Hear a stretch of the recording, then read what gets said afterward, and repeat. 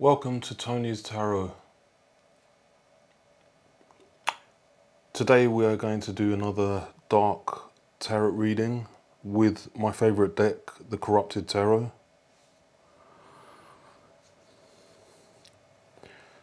I've drawn the cards and a story has begun to formulate as I have begun to connect with the collective unconscious. The collective unconscious being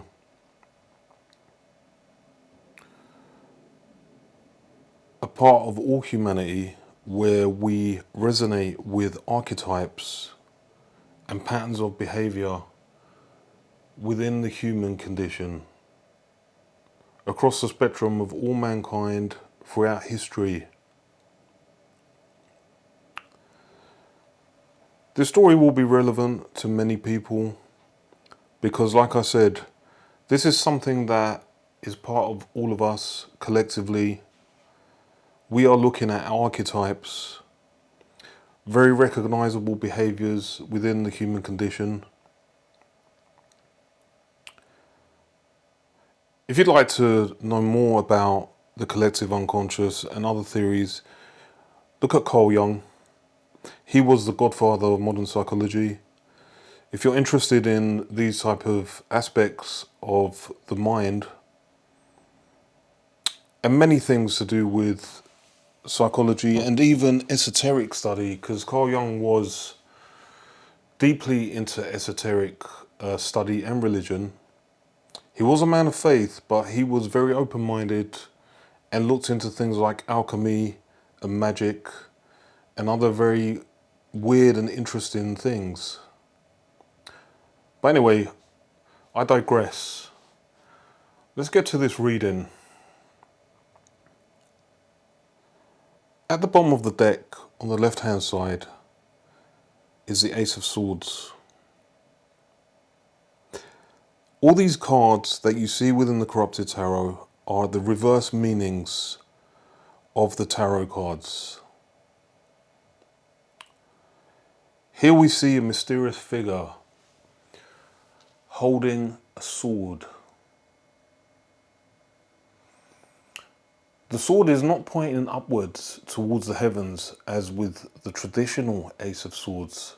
No, this sword is planted firmly into the ground. There is perhaps an image here of a battlefield. Victory won through violence. This is not victory won through diplomacy, but through aggression. Where the normal Ace of Swords represents order, harmony, truth, here the card represents chaos, aggression, thoughts and ideas that are not fully formed. This is the overall energy of this reading. It deals with what I see to be a family here. I see a father and son and a mother. I also see a mistress within this reading, but everything will be revealed as I go along. Let's begin with the first card here. The first card is the Sun in reverse. The Sun in reverse. What is the Sun? This may seem like a very, what's the correct word? Redundant. A redundant question. We all know what the Sun is. The Sun gives life.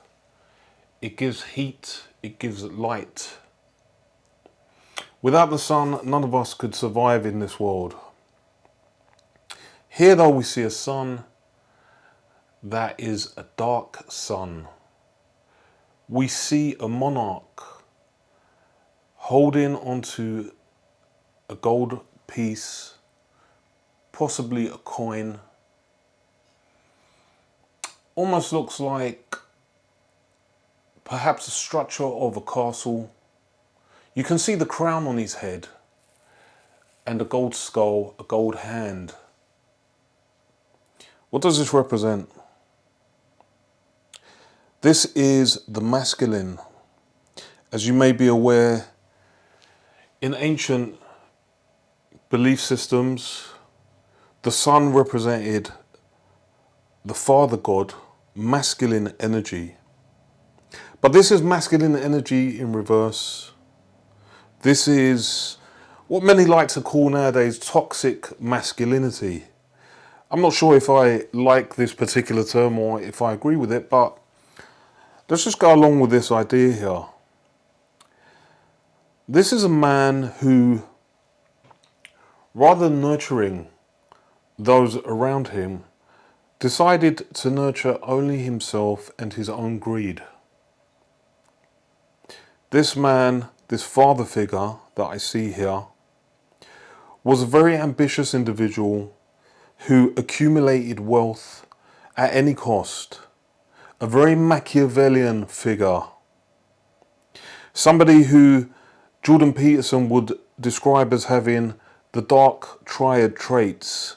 Someone who is willing to walk upon the bodies of other people, to elevate themselves, climbing up the ladder, as it were, perhaps, if you could imagine, as a king may have done in the past, a very ambitious man who stepped over the bodies of the dead, those who he had vanquished, to become a man of legend or power, to create a kingdom. So here we have the monarch here, the head of the family, someone who was ruthless, probably married a very attractive woman. Perhaps he saw this woman as a trophy wife. And I do see a son in these cards. The next card which I see here is the Knight of Swords. We see here this young man falling off his horse, his sword flung into the air. I believe this man, at some point in his life, had challenged his father. Maybe at many occasions he had challenged his father. I believe initially he was unsuccessful. There was a lot of conflict here within this family. The son did not like seeing the way that his mother was being treated by this very despicable father figure here. He challenged him early on, maybe in early adulthood. I feel they came to blows. There was violence here. This was not just mere arguments, but actual physical violence within the home here. In this instance, you see that this young man did not plan carefully. He probably bit off more than he could chew when confronting his father here. So in this instance, we see that there was conflict, and the son was obviously the person who lost this particular conflict. I do believe it must have been over something very traumatic. Perhaps the son witnessed his father being physically violent with his mother. They definitely had a very poor relationship. All three members of this family had, this is a household of chaos. Like we said, with the first card representing the energy, the overall energy. There was chaos in this household. But this was a wealthy household I see here. This is a wealthy family, no doubt. The next card, again, we see the masculine, the emperor. This is the father again asserting his will, his power. But this is a bad emperor. This is somebody who has lost control really of his environment, has gone down the path of debauchery, has used that money and wealth that they have gathered for their own personal needs and selfishness. This person did not really share their wealth or help the people around them, even if those people were in desperate need of this person's help. But those who know this person have lost respect for him, where this person may have had a lot of respect in the past and authority. Perhaps this was, almost like a mafia boss, like an underworld leader. I'm not saying that is what we have here, but you can imagine the archetype. Somebody who is ruthless and corrupt and has, his soldiers, his men beneath him that follow his every will. But this person here, this masculine figure here, has lost the respect of those people he once governed. This is like a lot of the political figures we see in the modern world who are very hypocritical, and they, on the surface, they show us one thing, but when you dig a little deeper behind the scenes, you discover that many of these politicians are corrupt. They often lie to those people they govern. And this is the type of figure we have here. This is the fallen emperor. The next card we have is the Four of Cups. You see here a man languishing with a spiderly female figure. He is kind of caught up in the web of this seductive kind of black widow female figure here. This is where I believe that this head of the family here took on a mistress, kind of a femme fatale figure here. A woman that was basically involved with this man because she saw how much money, how many material things he had accumulated, and she wanted a piece of the action, really. So I feel that this woman got involved in this person's life. She took as much as she could from him. It was kind of like a sexual relationship based on like a transactional sexual relationship. She's almost like a courtesan, this woman. But I believe that this female figure had a very negative influence on this man here. The next card we see is the Two of Cups. This is the head of the family, I feel, with his wife, where they once shared love. All love has gone from this relationship. There is miscommunication here. There is bitterness. This is a relationship beyond repair. But for whatever reason, I feel that the maternal figure here stayed within this family because she perhaps relied on her husband or partner here to basically take care of her lifestyle.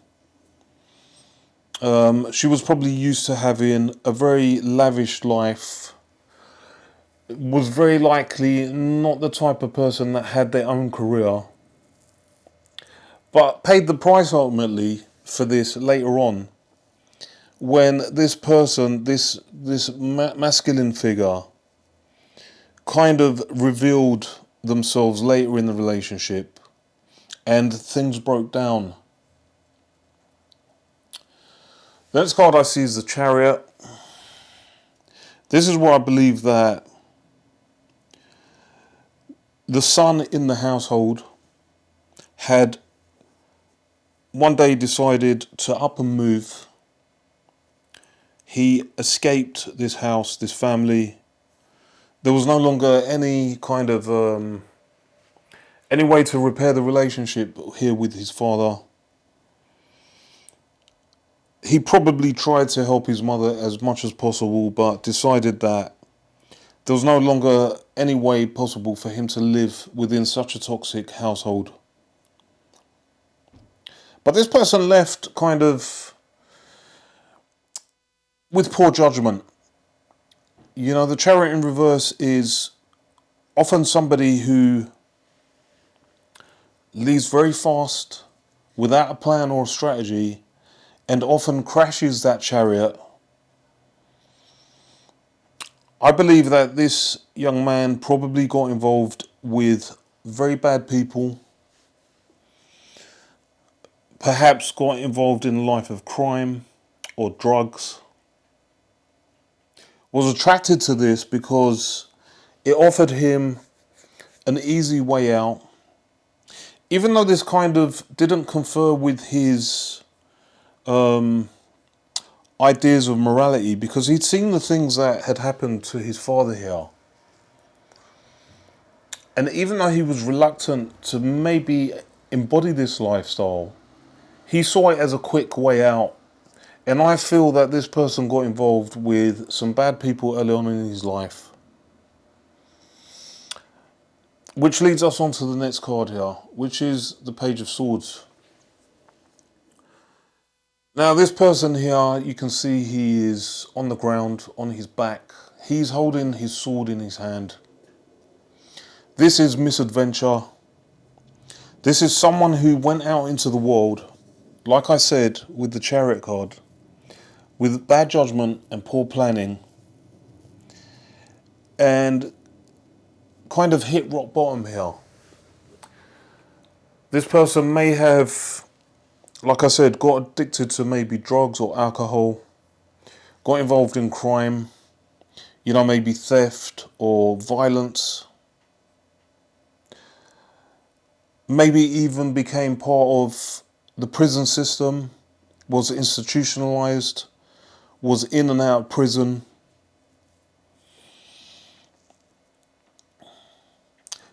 But I feel something was learned here. Something was learned. This person started to learn things from their scars and their trauma.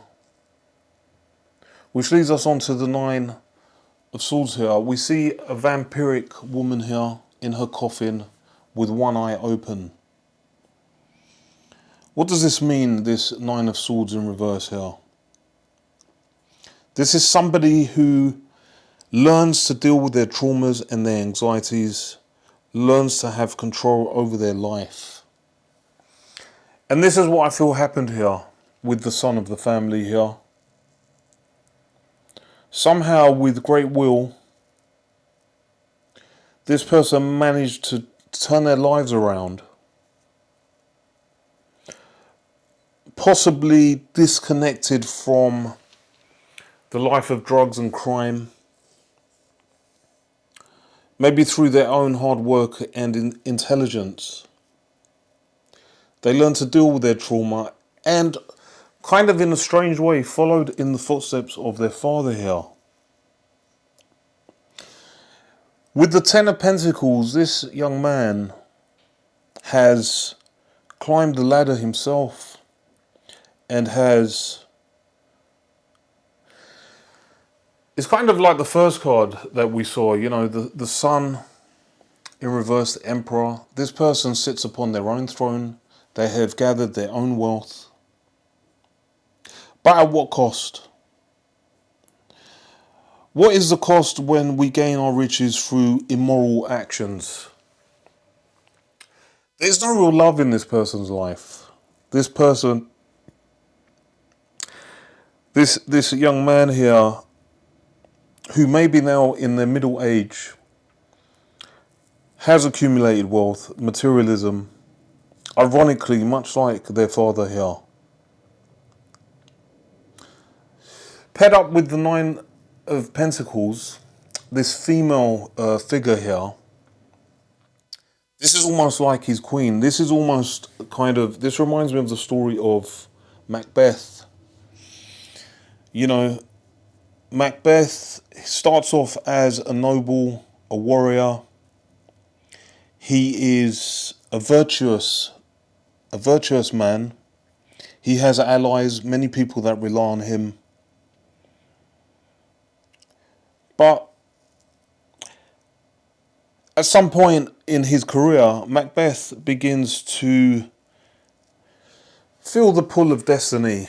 He begins to see that he can kind of become a man of renown himself.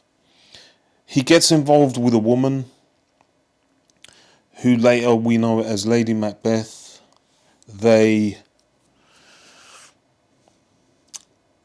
What do? They plot and they scheme, and they themselves become, you know, king and queen. But this is based on betrayal. This is based on violence. So I do believe what we have here is a man who left his family because of the troubles that he had growing up, went into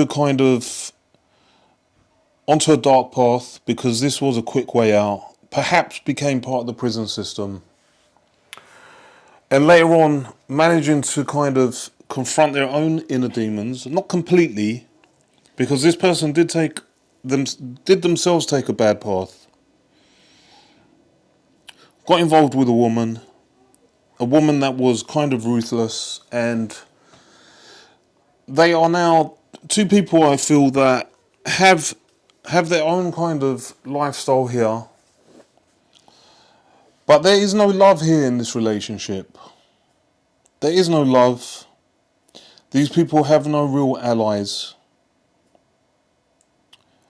I don't see them having really their own family. But it's kind of an ironic story here, you know. It's one of those stories where sometimes we fear becoming the thing that we hate the most. And what this young man feared becoming was basically to become like his father. And that is how this reading ends. This reading ends, it is like a moral tale. Sometimes we need to be very vigilant and careful. We need to make plans in life. We need to have a strategy.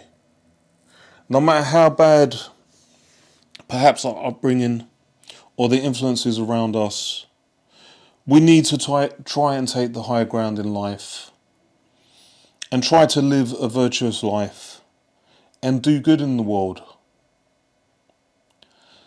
So this was Tony's Tarot. This was Dark Tarot reading. I hope you enjoyed this read. If you do like these types of readings, I know they're a little bit off the wall, but if you do like these readings, please leave a comment. I don't really get any comments on these reads, but please leave a comment. Let me know if you like these readings, and please subscribe to my channel. Thanks a lot. Take care, guys, and I will see you soon.